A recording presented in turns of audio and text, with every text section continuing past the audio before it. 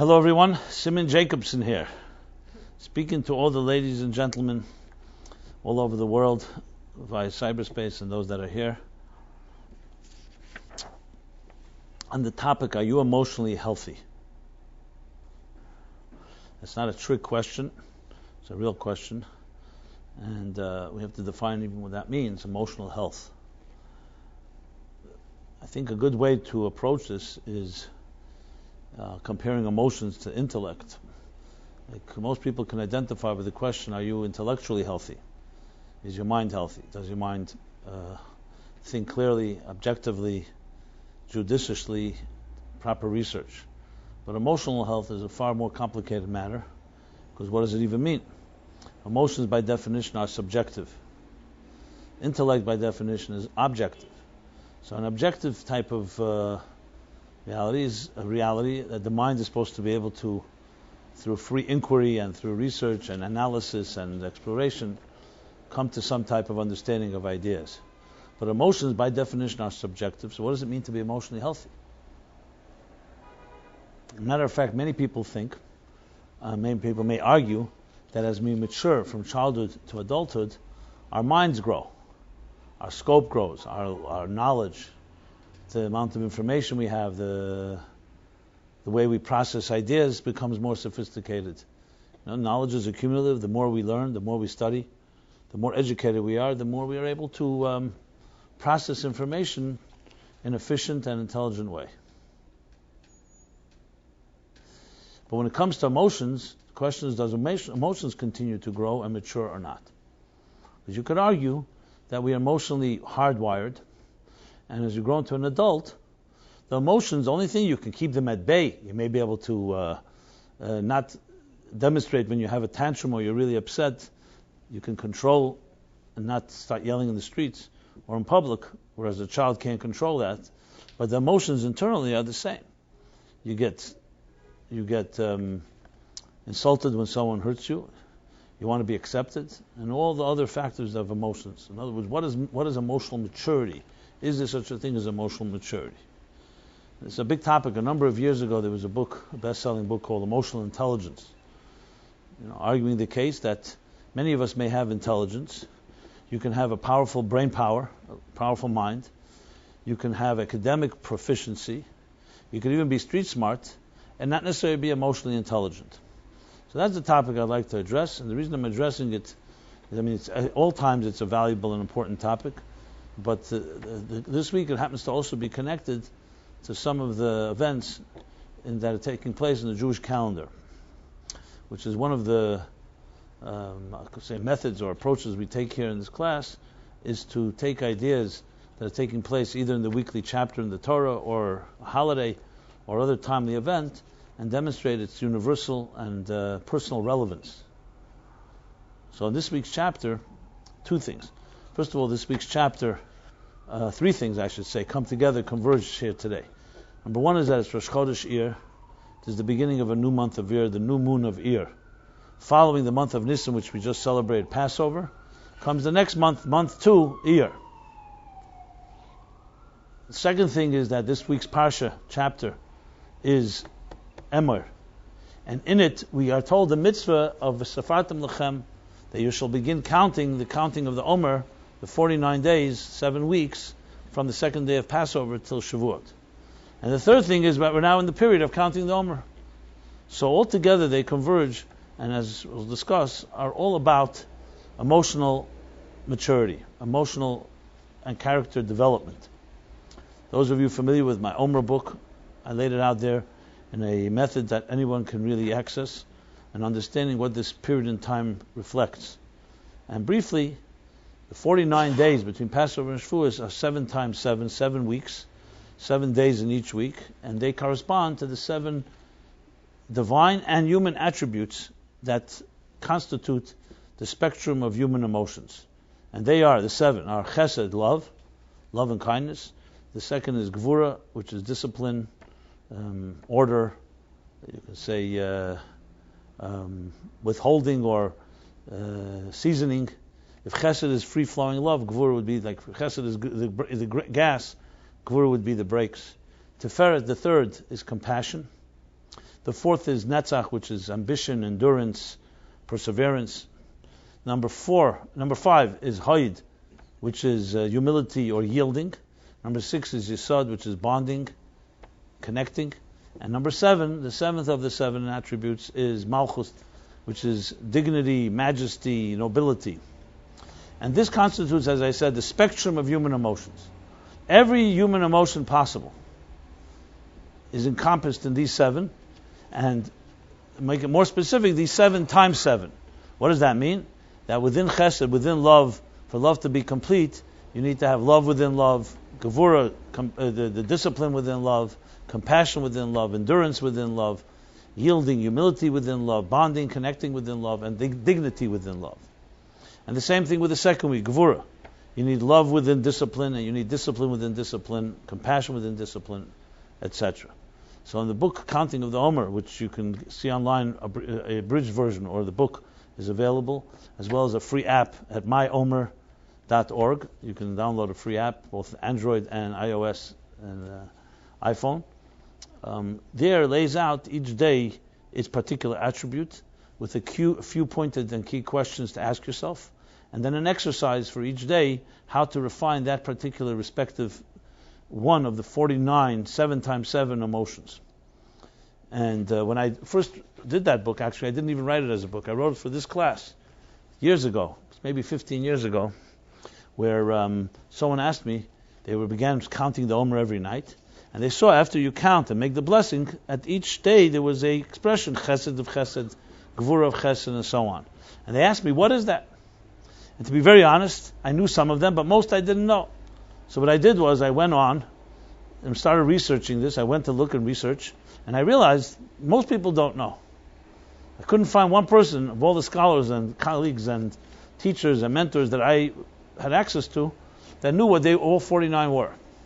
So I decided to begin to write it down, and I used to give out a handout at this class every Wednesday night. And suddenly, after 7 weeks, we had a booklet. A few years later, 2 years later, there was a designer here. Ray Ekman was her name. She was at the class. She used to sketch like calligraphist. And she came over to me. She said, how about making, if you mind if I made some type of design, maybe this can be a booklet. And she designed that little narrow, like a journal, with the earthy colors and the different images. She came to me with it. I said, let's go. I was published, self-published by Meaningful Life Center. And it became a hit. It's like took off, and every year continued to hear good feedback on it. And I realized the simplicity of it, the shortness and brevity really helped people focus in. But above all, what it does is it realizes it's not just I'm going to be a better person. You know, people say, I'd like to be a better person. I'd like to not be such a harsh person. I'd like to do that. That's too general to work with. How do you become a better person? When you break it down, as they say, God or the devil is in the details, you break it into specific attributes, divide and conquer, then you can address specific dimensions that you can then say, okay, let me look at my discipline. I may love well, but I don't know how to discipline my love. I may have to look at my compassion. I have to look at my drive, my humility. And when you start breaking it down to the 49, it becomes far more manageable, where you can really zero in and get a diagnosis and say, here are my strengths, here are my weaknesses, here's what I have to work on. And this is exactly what the point of this 49 days are. It's a period of personal refinement. As I said, the verse says in this week's chapter, and we're counting it. And Rosh Chodesh Iyar is the beginning of the month Iyar, which has different acronyms. One is Ani Hashem Refecha, I am God, your healer, referring to the healing that takes place this month, the healing of our emotions, the growth of our emotions. So all these things converge here, and therefore it's appropriate to talk about this topic. So when they say Sfartem Lechem Machras HaShabbos, what does that mean literally in this week's chapter, the verse? Sfartem means to count.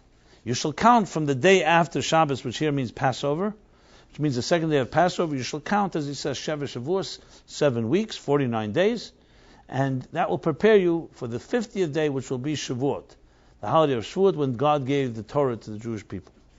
So we are in the middle of that period right now.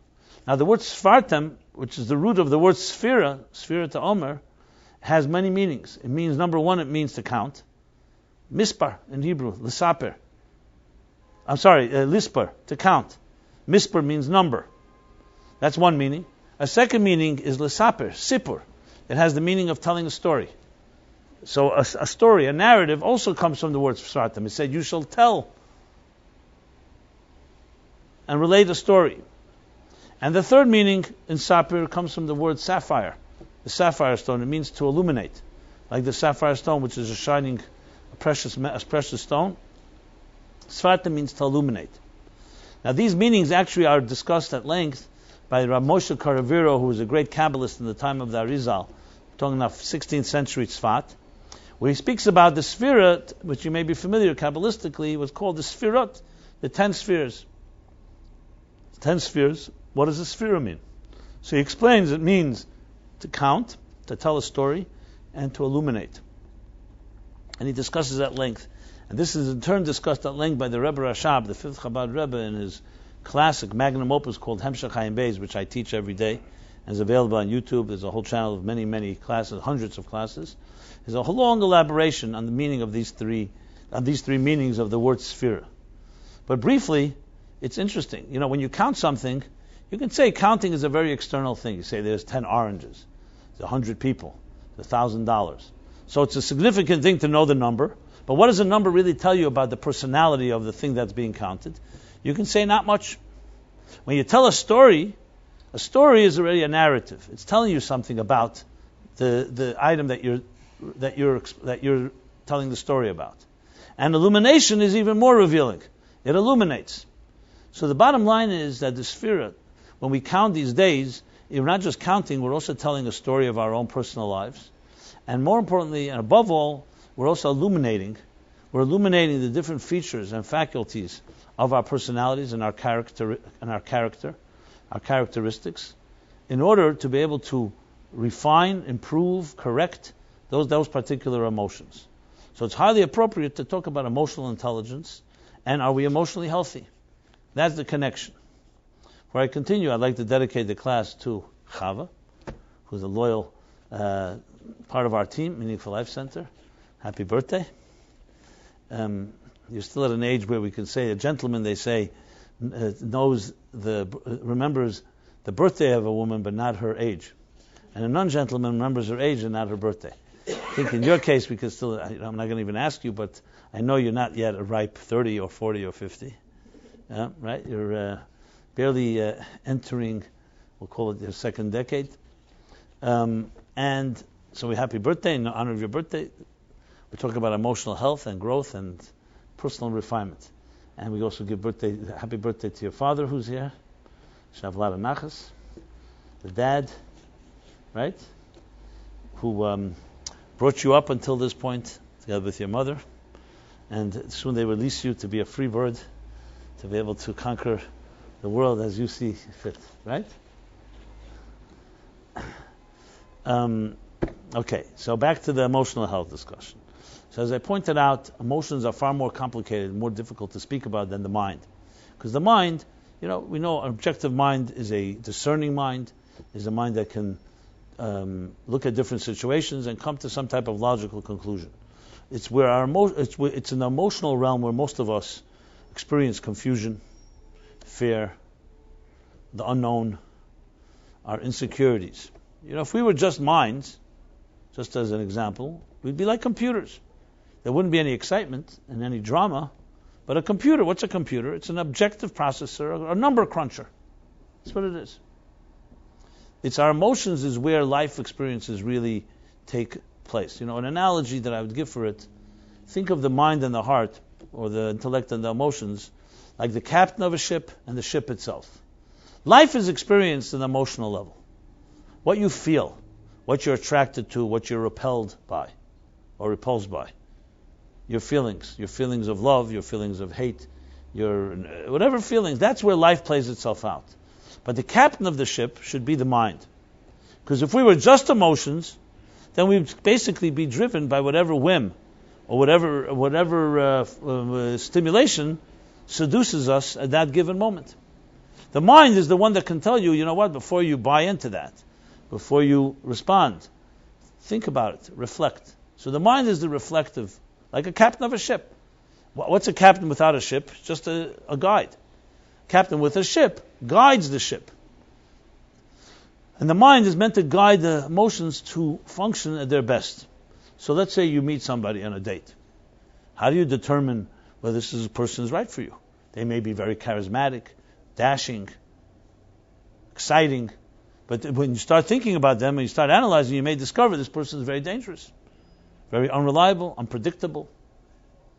So the mind is meant to be like the protector, like the guide that helps keep your emotions at bay, not, God forbid, to annihilate them and not to ignore them, but to direct them. Because we know we live in a world where there are con artists, there are people who can be manipulative, and your emotions are vulnerable. If someone says the right thing, puts it the right way, and they're experienced, they can manipulate you to feel something that may not be good for you. Someone gives you a candy. How do you know it's poison or not poison? So the mind is a discerning force, a reflective force that reflects. The problem is, and I would say the problem is that they both come together. The mind and the emotions, the heart, your mind and heart, your cognitive and emotional faculties are all bundled together. So sometimes your heart actually distorts your mind, and you start justifying a position that may not be tenable. That means bias. When we're biased, when we're subjective, we have blind spots, your mind suddenly can become a tool of the heart just to justify a position that shouldn't be justified. The healthy approach is the other way around, where the emotions tell you what they feel, and the mind uses its skills and its due diligence and its research, etc., to observe, reflect, and determine whether it's appropriate, whether you should allow your emotions to now come into play. And that is the healthy process.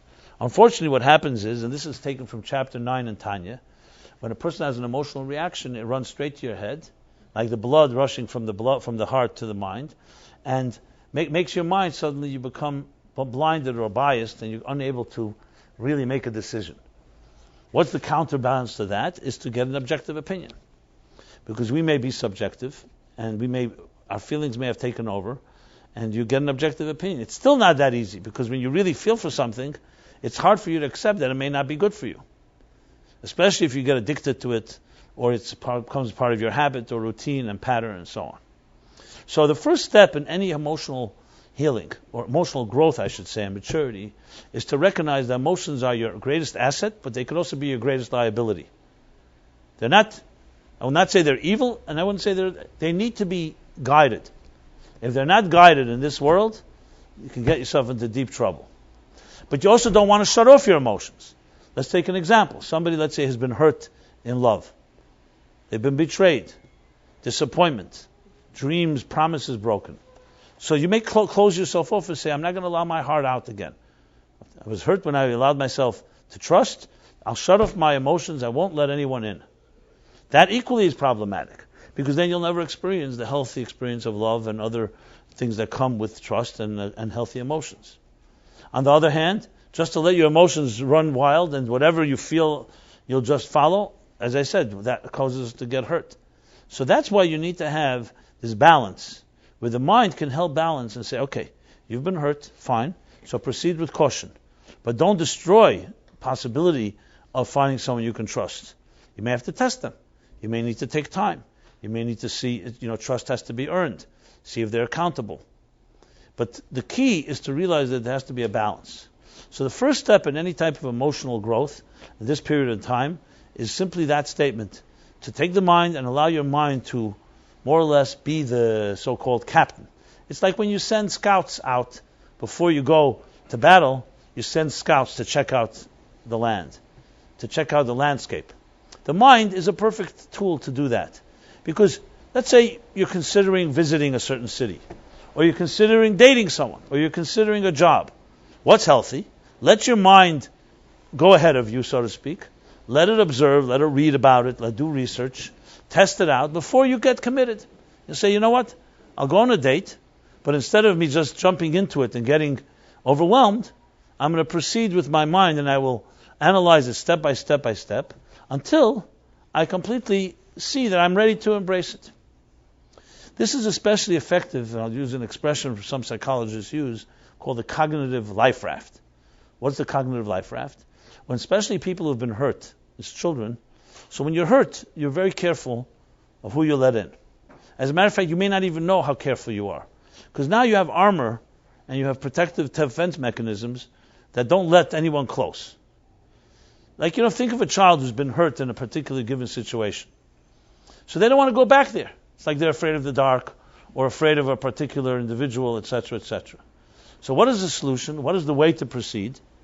Is you use your mind. What is your mind? The mind is like a scout. Think of it like this, like the child is hiding in a closet and checking out whether these guests can be trusted. So the mind checks it out, and like why is it called a cognitive life raft? Because like a life raft, it lets you check out the waters before committing. And once the mind is able to say, you know what, I've checked it out, I think it's safe to try, then it becomes an opportunity for someone to actually enter and immerse. Now, it's easier said than done, but if you think about it, it's an excellent process. As I said, if we had no minds, you'd have to basically trial and error and just learn from mistakes. But with a mind, we have the ability to proceed with caution.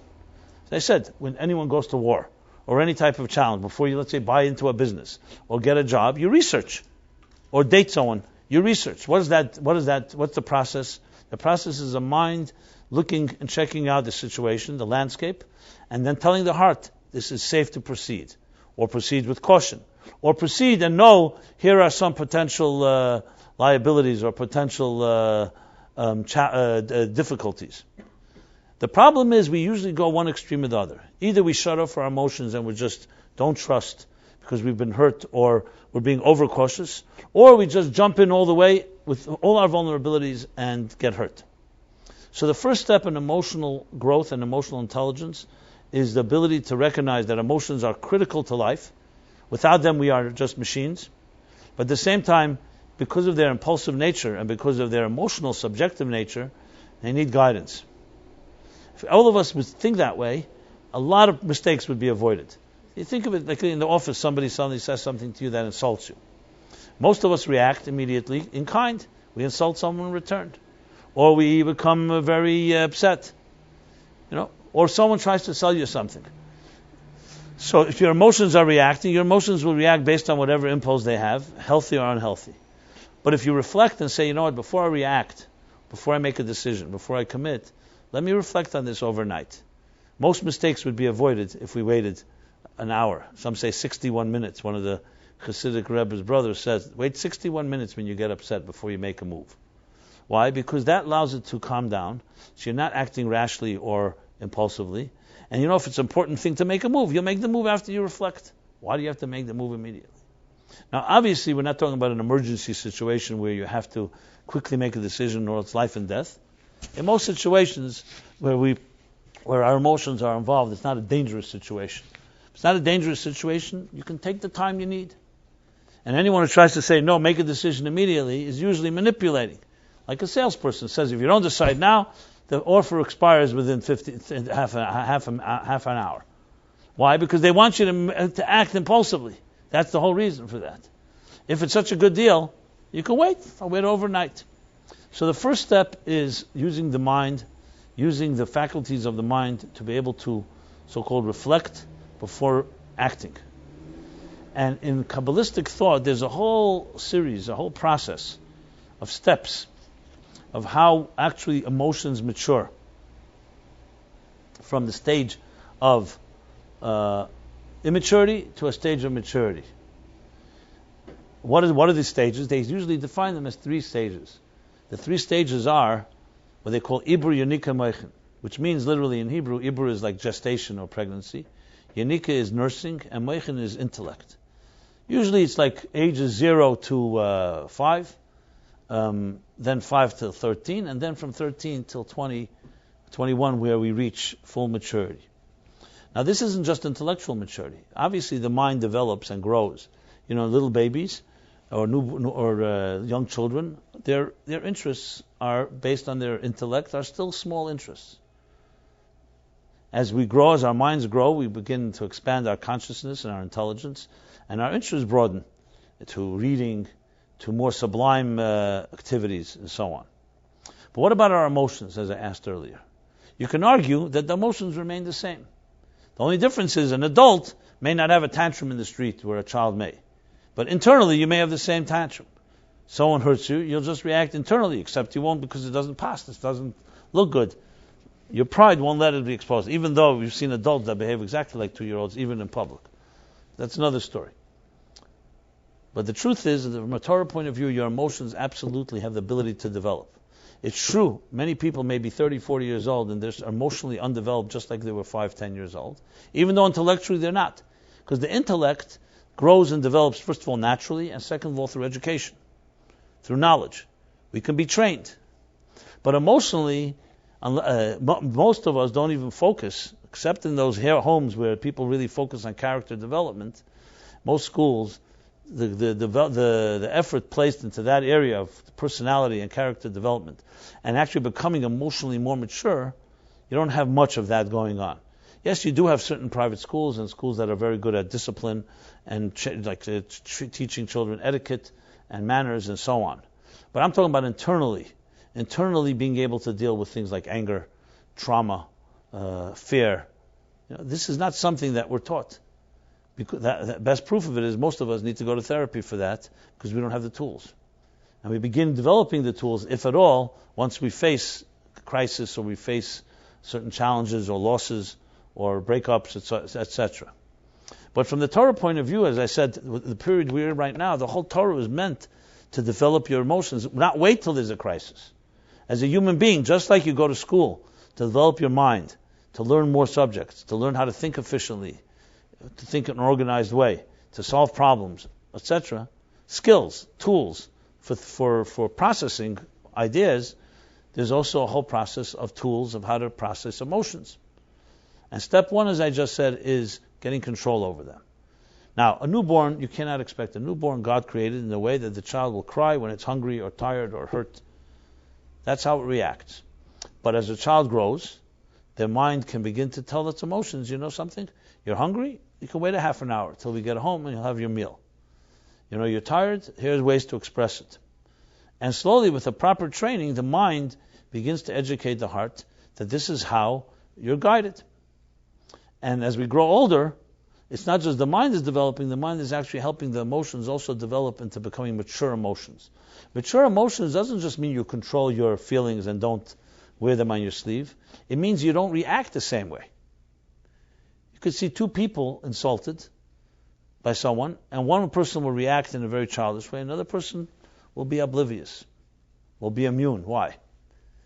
It's not because one person is less sensitive to the insult. It's because at some point you develop a certain emotional maturity where the thing doesn't matter. Your horizons are bigger, not just intellectual horizons, emotional ones. For example, so a little child came over to you right now and started kicking and screaming, kicking and scratching you. Most likely, most of us here would not get down on our hands and knees and start kicking and scratching back. At least I hope that would be the case. Why? Because it's a little child. Little child, you dismiss it. It doesn't even emotionally hurt you. It's just a child. The child doesn't know better. If someone your own age would come over to you and do that, or in some way insult you, you wouldn't react that way. So you could see here how the same emotions react differently to the different situation. So when you emotionally mature, certain things simply stop bothering you. You become less petty, less focused on your immediate needs, less focused on the things that usually affect us when we're not developed emotions. Another element of emotional intelligence is understanding how to empathize with other people, which is actually the third of the 7 emotions I outlined earlier, compassion. What does that mean? Let's contrast it with a narcissist. Now, narcissism is, as we know, is a condition. Some people have it due to life conditions. Some people have it by genes.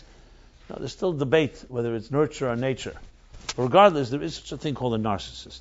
A narcissist is focused on his or her own needs to the exclusion of others. And in an extreme case, a narcissist doesn't even able to see another person's needs or issues. And I've described the certain symptoms of certain signs of a compulsive narcissist.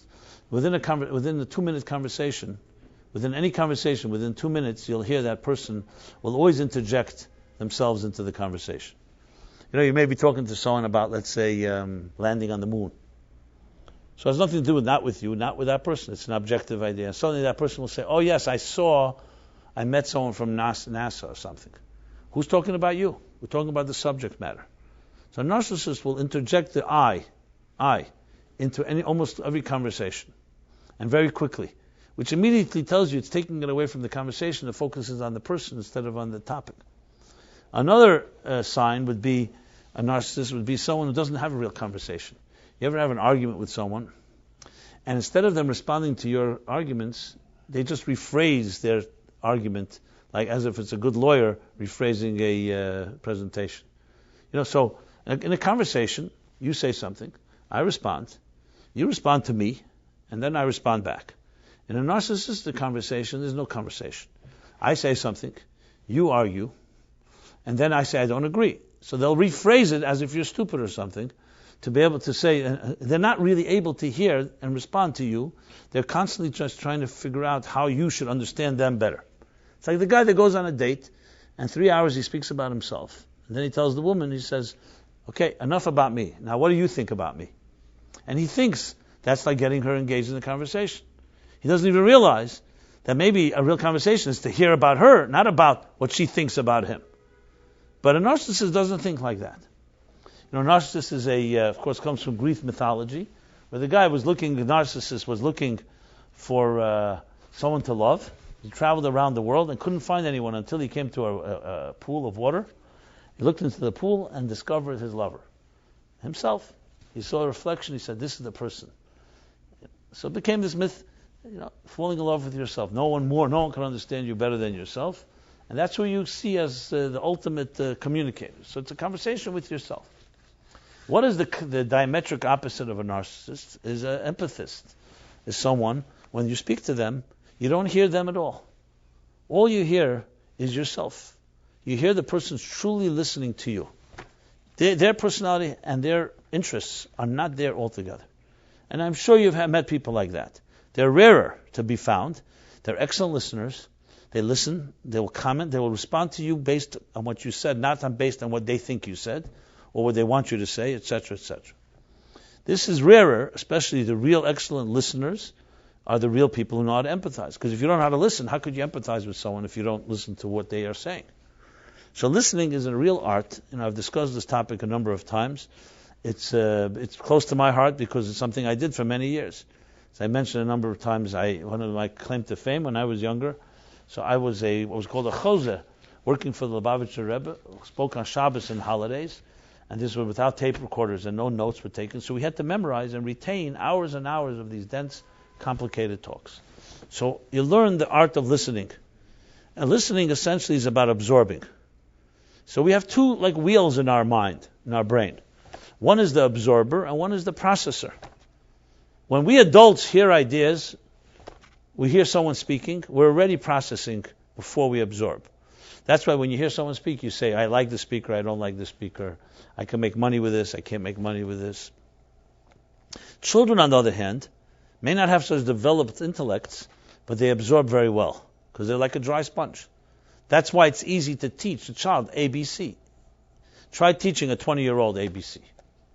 They don't have the patience for it, because their slate is not clean, and they're already ready to process, and they're processing. A child has not yet learned to process information, so it absorbs before it processes.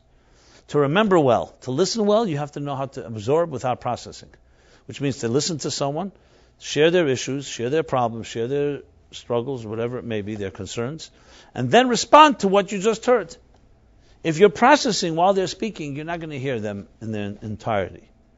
So this is a perfect example of what healthy emotions do. Healthy emotions know how to feel another person. And to feel another person, you put yourself aside and you allow yourself to absorb and respect the dignity of another person's space. Now, it's a pretty rare commodity today. Because most people look at us, look at each other, what can I get from you? What can I get from you? What will I get out of this communication, out of this relationship? Very few people think in terms of, I want to just hear what you have to say and respond to you. We are constantly thinking, how can we use each other? That's the world in which we live. True empathy is about truly listening to another person's soul and just reacting to that without any other agenda. And that is an attribute of real healthy empathy. Now, many of us have not been even taught that this is a quality. If we grew up in homes where we saw our parents behave this way, then very often we perpetuate that. But if we didn't grow up in a home where we saw that, then what usually happens is we perpetuate the other approach, which is about me, me, me. So these are just a few of the first steps in how one becomes emotionally mature. So little children are not, I wouldn't call them narcissists, because a narcissist is an adult condition. But little children, the way they're wired is to take care of their needs. A little baby does not think about its mother and father, whether they're tired or available. The baby will cry. That's how God made it, because the baby is the only way to show that it needs milk or food or nurturing or comfort or relieving pain is by crying out. But at some age, a child begins to learn that you can ask. There's another human being, and that human being has to be considered. In a healthy emotional development, this emotion will be taught that yes, you have feelings, you have needs, but there's also another person who also has feelings and needs. And part of your emotional makeup is to also be there for others. Be there for others, maybe sometimes more than they're there for you. This needs to be taught. Our emotions are capable of that. But if this is not taught, then basically we grow into adults thinking that it's all about me. And yes, I'll give if I get something in return. That makes it worth giving. Which is, of course, a certain take on love. The Torah's take on love is that it's more about transcendence and giving than it is about taking and satisfying your needs. So you can see love as another need of ours, an emotional need, or you can see love as an ability to go beyond yourself by loving another person. That's a healthy version of that emotion. I'm going to go on with more elements. I just wanted to give an opening taste of that there is absolutely the capacity to grow emotionally. It's not just how you're wired and you're stuck no matter whatever situation you're in or where you grew up or what your personality makeup is. Just like you can go to school and learn from disorganized thinking to become an organized thinker, learn skills, be trained, the same exact thing is with emotions. Emotions can mature, and they do mature. However, they need far more attention than intellectual growth. Intellectual growth really comes down to the training of organized thinking, efficient thinking, objective thinking, ability to analyze, to probe, to argue, to counter-argue, to look at an idea from many angles. And you can teach that to people.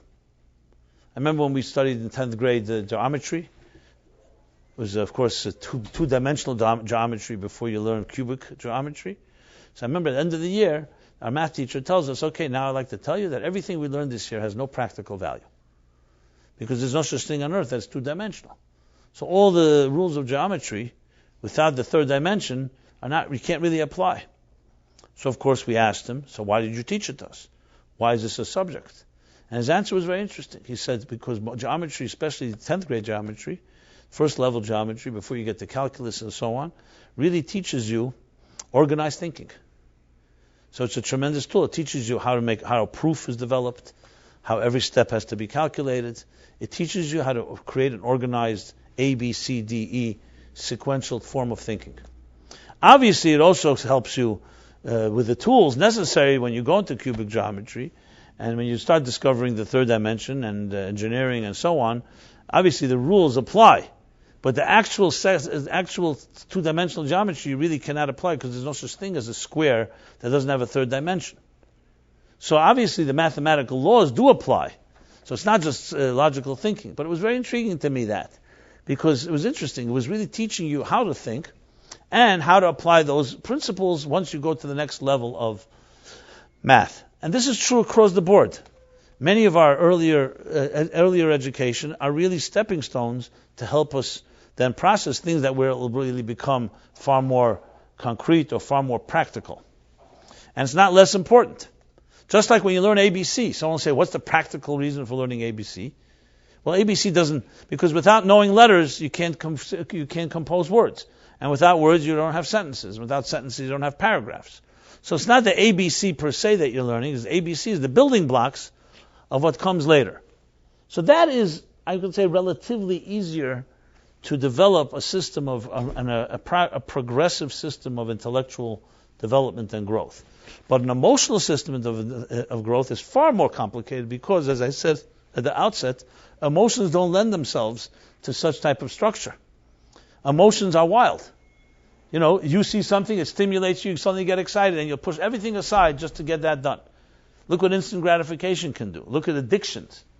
Suddenly the mind is not subject to these type of ups and downs. The emotions are very much stimulated, impulsive, and they just react. However, with the proper conditioning and training, emotions too are subject to a whole series of growth, which turns you from a child into an adult. And I would say, from a Torah point of view, a child to adult is not intellectual aptitude, it's emotional intelligence. When you think of bar mitzvah and bat mitzvah in Judaism, which is the beginning of adulthood, right? Stage of puberty, but it's the beginning of adulthood. So many think, what's the build to adulthood? Because at age 13 for a boy, age 12 for a girl, a little earlier, the mind is beginning to get control over you. So you're responsible and accountable. That's what bar mitzvah and bat mitzvah essentially is. You become accountable for your actions. You become responsible for mitzvahs. Until then, your parents are responsible for you, and then you become responsible. That's on a cursory level. But on a deeper level, what really is happening is that at that age, your mind is able to start guiding your emotions properly, starting to mature your emotions properly. And that's more important than anything else. Because someone could argue, okay, I've become mature, I'm a smarter person, I have a better mind. But still, you have a temptation. Why is a person who's 14 years old has a temptation easier for them to cope with the temptation than a 12-year-old? Or a 10-year-old? The answer is yes, because then you're expected that the mind should begin training your emotions that a temptation or any type of distraction can actually be addressed by the mind, not just controlled. You actually train your heart, train your emotions to feel differently, to react differently, to be more mature. Think of, let's take maybe the best example of all would be intimacy, sexuality. So everybody could agree more or less, except a few probably nutcases, that at let's say age 5, I'll just use an age that a person does not have the capacity to be in an intimate relationship with someone else. Why? Sexually, they may be capable. Maybe 5 is a little young, but let's say 10. Everything may be in place, but they're emotionally not capable, and of course intellectually not capable. Because the emotions that rush over, the overwhelming emotions connected to intimacy, are simply not there yet for a child at that age. No one really has ever come up with what age exactly do we become ready. Some people argue they're people 40 years old and they're not really capable of really having intimate relationship. Yeah, obviously they can do it physically, and they can also no one's going to control them. But are they really emotionally available? Look what happens. You can get into a relationship with someone, and then they can break your heart and can destroy you because you became vulnerable. You had an intimate relationship. You expected more, etc., etc. So this isn't just about age, that you chronologically grow, so at some age, okay. This is about emotional development of what a relationship really is. And in truth, let's be honest, we live in a time of crisis when it comes to intimacy. There are people that can be 30, 40, 50 years old and still be emotional children. And their relationship is more of a physical one, maybe a sexual one, but not necessarily a mature one. A mature relationship is a whole different story. Like, for example, let's take a simple example. There are people, a guy told me, I mention this very often, it would be quite humorous if it wasn't tragic. He tells me, I finally mastered the art of having a relationship without commitment. And he meant an intimate relationship. To be with someone and have no commitment. So I asked him, does she know about this too? He says, no, not yet. But he's figured it out. He's figured out to be with her, but without commitment. Now, think about just the contradiction of terms. Maybe relationship and commitment are synonymous. But we live in a world where instant gratification and a type of, if I can do things without strings attached, is like as some type of conquest.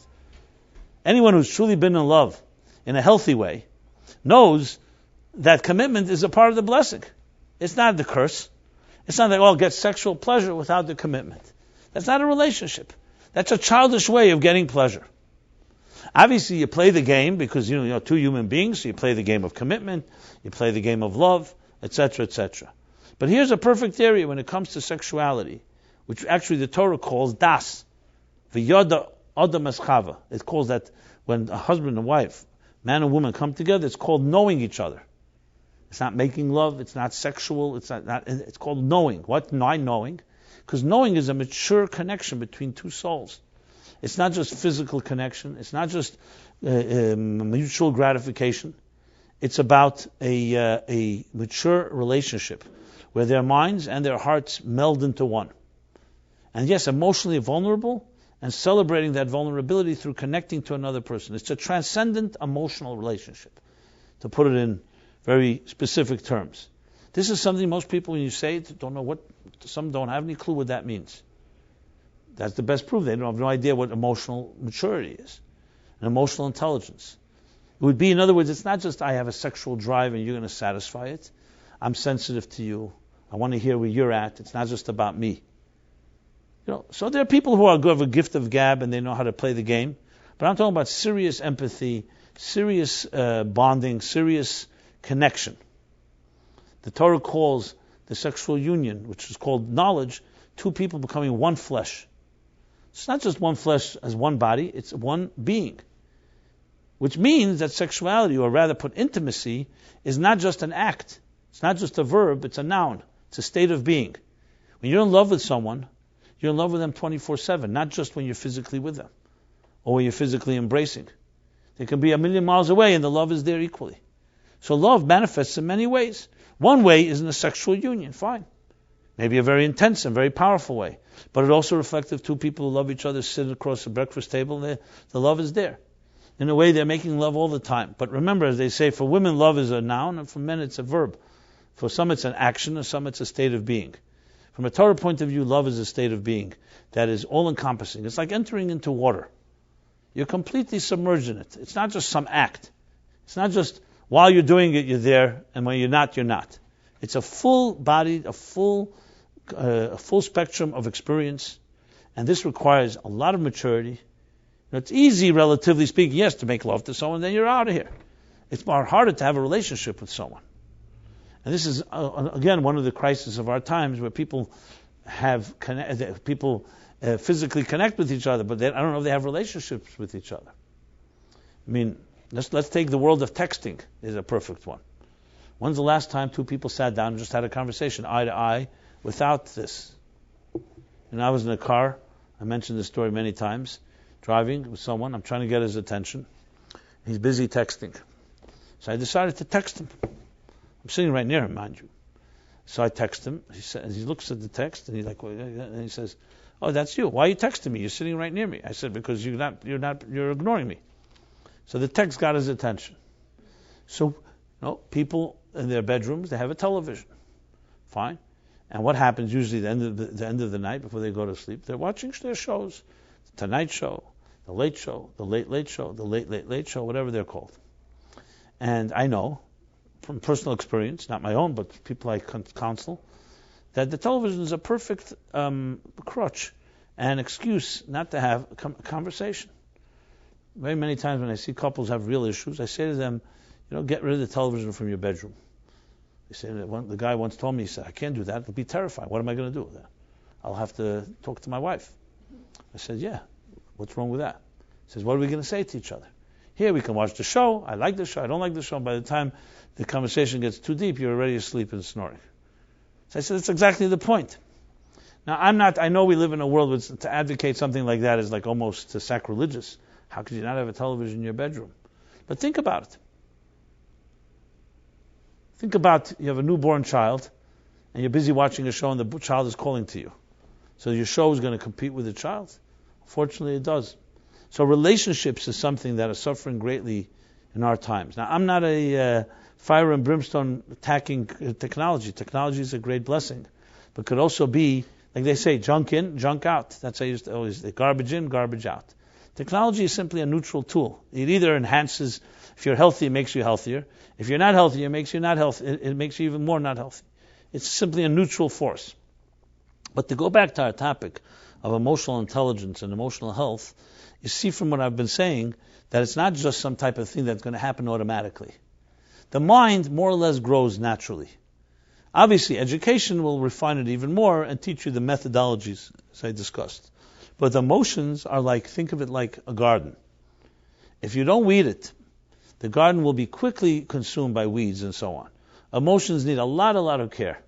Firstly, care in directing them and guiding them because of their subjective and impulsive nature. Secondly, to teach them to care about others, not just about yourself. Thirdly, to be able to develop them into and weed out negative impulses and negative feelings.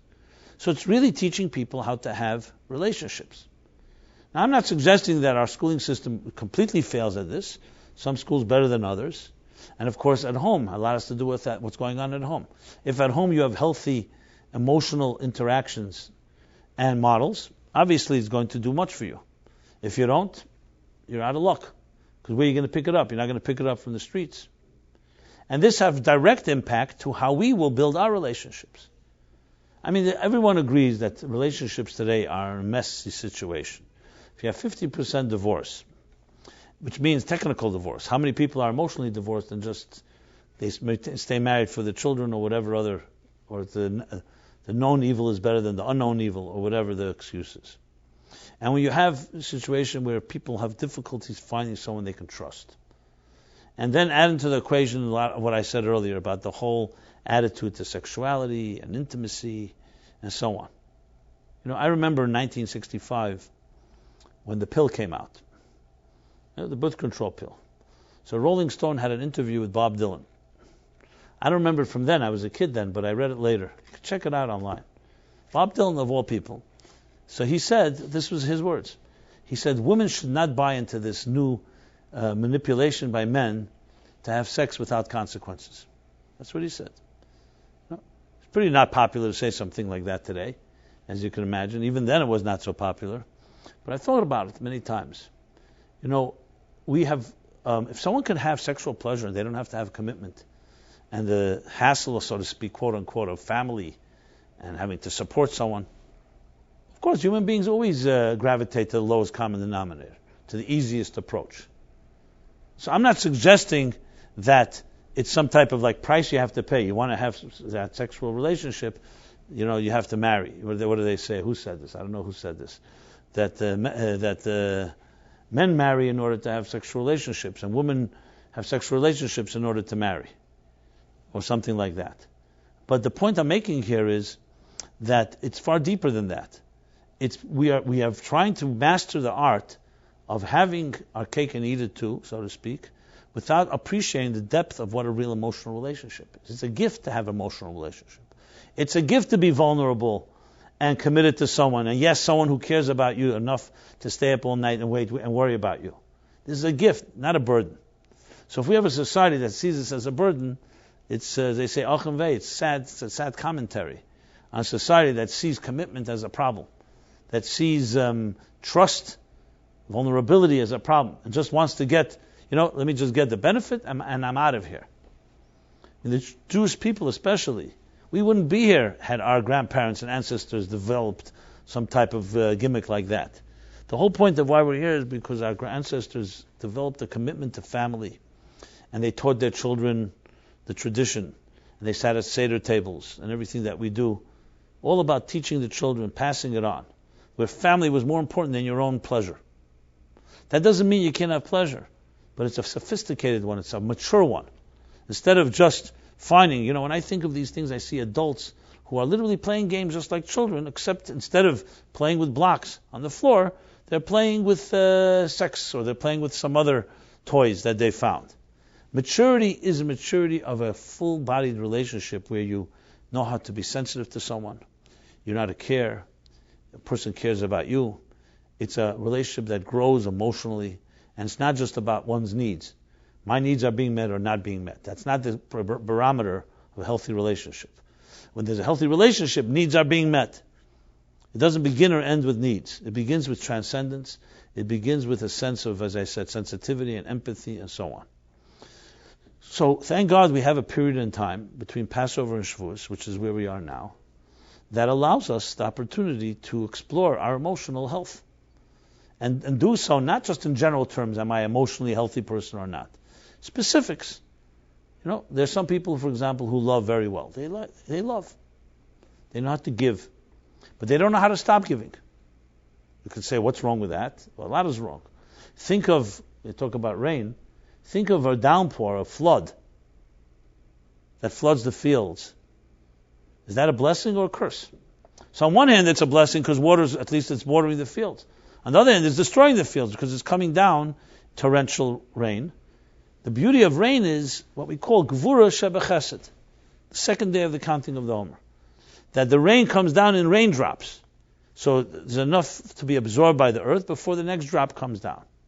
In the Talmud, there's a story. There was a famine in Israel. The sages began to pray for rain. And the rain started coming down in torrential downpours, destroying the fields. So another sage got up and said, let me pray now that the rain should come in drops.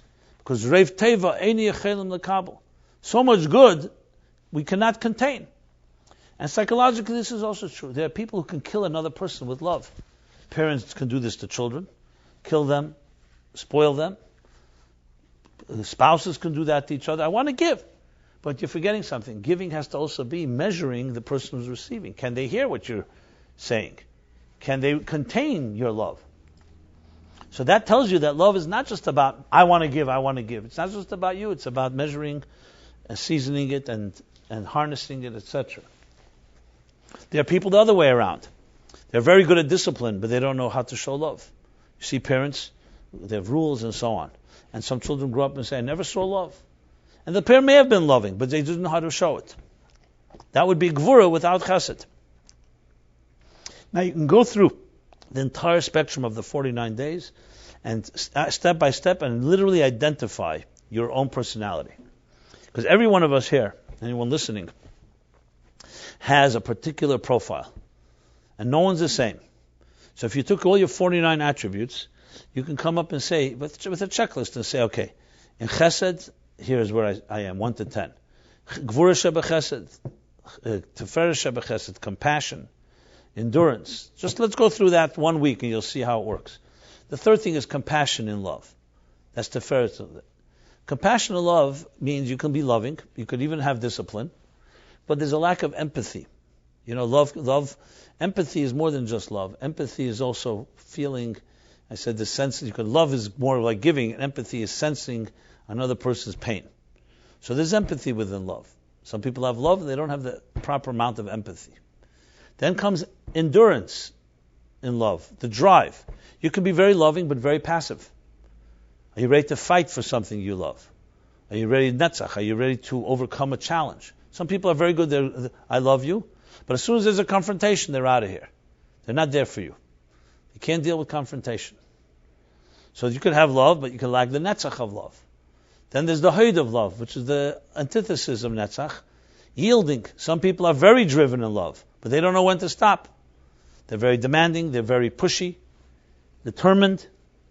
So that's great, but you also have to know when to yield, to be flexible. Because when you don't know how to yield, it's like a stalk in the wind. If it's very hard, it will break in a strong storm. And a stalk, which is flexible and has dexterity, will bend in the wind. You have to know how to be flexible in love. And then there's the final two of these 7, Yesod, which is bonding. It's a very critical one. There are people who love, but they don't know how to bond. The love is like more sporadic. Bonding means together you build something. It's called Yesod, a foundation. In Hebrew, you have the expression when a couple get married, you say, Binyan Adeyad. May it be an eternal edifice. Not just enough two people love each other. Build something that's eternal. Family, home, something that is lasting. Bonding is far deeper than just love. And finally, there's the 7th, and maybe, I don't say the most important, but one of the most important. It's called Malchus. Dignity in love. You can have all 6 dimensions I just said. Love, discipline, compassion, endurance, humility, yielding, and bonding, but if you're lacking dignity. Yes, you feel loved? Yes, I feel loved. But you feel dignified. Some people will say, no. I feel stepped on. I feel condescended, patronized.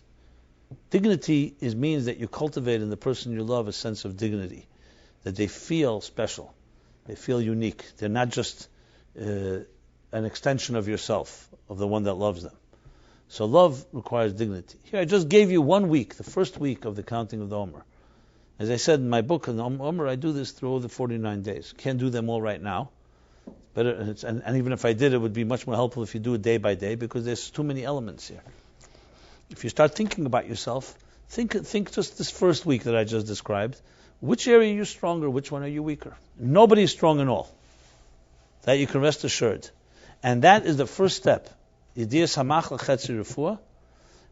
of the cure is awareness of the problem. If you can diagnose and say, you know what, I'm very strong in loving, but I don't know when to stop. Or I'm very strong in discipline, I don't know when to give. Or the other 5 that I mentioned, you're already beginning by identifying and saying, you know what, this is an area that I'm weaker in. Trust me, as soon as you know that, you're already emotional healthier. Because you're aware of an issue that you may not have been aware about a moment before. And remember, when it comes to emotions, we're subjective. So we don't really see it until you either think about it or someone points it out to you. And the same thing is with the next week, the Gvura week. And then the third week, the Tiferes week. Every day of these 49 days is a step and as I mentioned before, sphira, svartem, comes from the word to count, to relate the story, and to illuminate. Because when you do this process, you're not just counting the days, you're actually telling your own story. Your narrative is being played out and being described. And then it's illuminating, because it illuminates that emotion, and it helps you, therefore, when you see the light, when you shine the light on something, it's easier to identify where the strengths and where the weaknesses. And that's the chapter, that's the verse in this week's chapter, V'sfartem lechem, in this chapter, Emer, on this Rosh Chodesh Iyar tonight and tomorrow, and the counting of the Omer, they all come together as a process of emotional refinement and emotional health. A few more points I'd like to add is the following. Another thing with comes to emotions is, I mentioned empathy, I mentioned objectivity, I mentioned reflecting, and now personal refinement of each step. Another thing with emotions is that emotional maturity means that you have an ability to not allow yourself to succumb, as I mentioned before, to pettiness. Now take an example. Here's an example. It's an example from the Bible. You all know the story of Joseph. Joseph, at age 17, beloved by his father Jacob, goes out to the field to find his brothers. They were jealous of him because he was Jacob's favorite. He told them his dreams. They were jealous of him, the Torah tells us. So they conspired to kill him. They caught him, but instead of killing him, they decided they'll throw him into a pit, and he ends up being sold into slavery, ends up being in Egypt, taken down to Egypt, where he lived for 22 years, with his father thinking he's dead, and him not knowing anything about where his family was. 22 years. 22 years later, so now Jacob is 39 years old. His brothers come down due to the great famine to buy grain from Egypt. It's a long story, but Joseph became the viceroy, second in command of Egypt, and because of his masterminding plan to gather all the grain and turned Egypt into a superpower. So here his brothers come down, because he was 17, they didn't recognize him, but he recognized them. And it's the whole process of how he arrests one of them, etc., and he wants to, it's all a plot to be able to get what's the word I want to say, contriving a plot to be able to get his brother Benjamin to come down. Bottom line is the end of the story. 22 years later. Finally, Joseph cannot control himself any longer, and he reveals his identity to his brothers. So you can imagine, put yourself in the shoes of what the scenario. 11 brothers sold their brother into slavery, hadn't seen him for 22 years. Their father grieved. You can imagine their shame and their embarrassment, standing in front of their brother now, at his mercy, because he's now in control. And you think, a lot of things can happen here. Joseph could exercise vengeance against them. He could ignore them. Instead, Joseph welcomes them in and says, go back to my father, to our father, invite him to Egypt, because now I'm a big force here. I'll give you the best of the land, and here you can thrive and grow and build your families. And then Joseph says immortal words that the Zohar says was like one of the greatest achievements and one of the greatest acts of nobility in human history. Joseph says to them, you don't feel bad and think that you sold me into slavery and you caused me to be here in Egypt. It's God that brought me here. And you were simply his agents. God brought me here in order for me to be able to sustain you and save you and our family and so many others. Joseph could have justifiably been angry, more than angry. 22 years. You've all read, I'm sure, the Count of Monte Cristo, right? What was his attitude to what happened to him? What did Joseph do? It's not about swallowing his pain. He rose to a place, and you think to yourself, where did he have this presence of mind? This is the epitome of emotional maturity. He was justified to be upset. This is not like some petty thing. They did the worst possible thing, sell their brother, throw him to the dogs, where he ends up. But Joseph had developed 22 years there, not bitterness, because he was the son of Jacob. He was the son of healthy parents. He was the son of a woman called Rachel, people who gave their lives for others. So when he experienced this, he did not stoop to the lowest common denominator, humans. He rose to the highest. And he recognized there's a deeper plan. It wasn't just getting his brothers off the hook. He really believed that God led him here to become the leader, not in order to spew vengeance on his brothers, but in order to save lives. This is emotional maturity. This does not come in just in a moment. This comes with a person who's worked through his feelings, probably not need therapy like all of us do. And he worked through his feelings and came to a point of maturity of understanding that the mysteries of life and death and pain and suffering are far more complicated than just what's in it for me. And he realized there's a bigger picture. Are we all on this level? Not necessarily, but this is something we can learn from. Many of us have grudges. We have envy, we have anger, we have hatred. And I hope nobody here has any of those feelings. But some of us carry grudges. I know people who carry a lifetime grudge. You say one thing to them, forget about it. They'll never forget it. There are people who don't speak to their own brothers and sisters, very often for not such very profound reasons. It can be because of money thing. It can be there was favoritism, a parent. There's all kinds of reasons. But you think about it, if you dissect it, it means that a person has not really been able to mature his emotions to a point. Now you'll say, one second, if someone did something to me unforgivable, why do I have to forgive them? Why shouldn't I stoop to the lowest level? It's not about them, it's about you. What they did, they have their accountability and they will have to, their day of reckoning. But it's about you. I have seen people that mature who terrible things happen to them.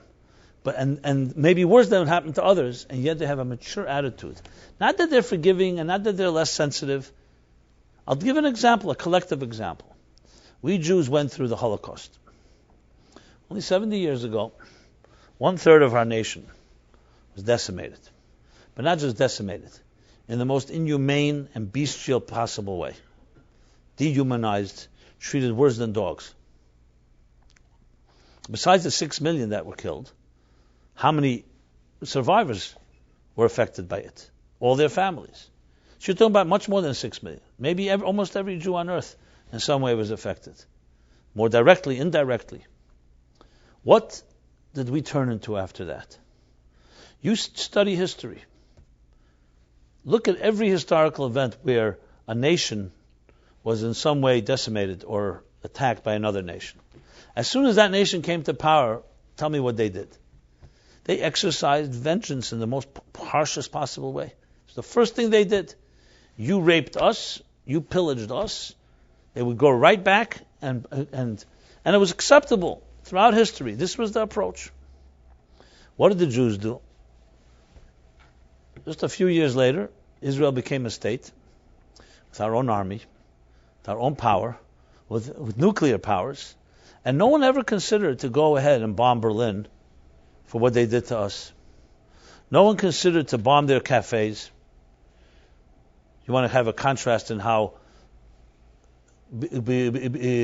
grieved Muslims react to what they call occupation or whatever it is that they call.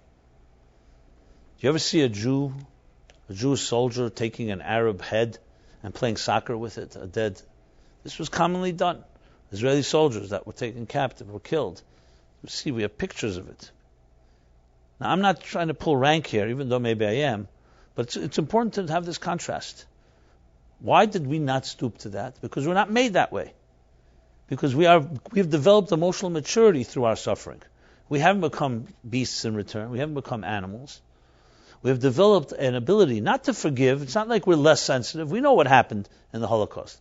Every one of us, our blood boils when you hear those stories. There's no question in my mind.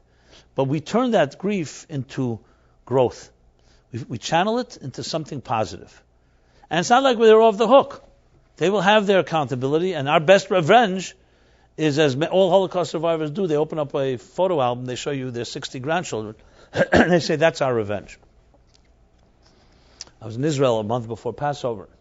We walked the streets of Jerusalem, the Renaissance of Jews. To me, the pride to think, where are the Nazis that once thought that Jews would no longer exist and all we would be a museum piece? Where are they?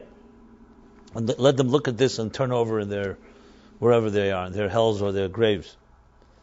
Not that we don't have our challenges. You go to Berlin, on Hanukkah, and you see a big menorah, you know where? Where Hitler, Yimach Shemai, stood and preached to his hundreds of thousands of legions.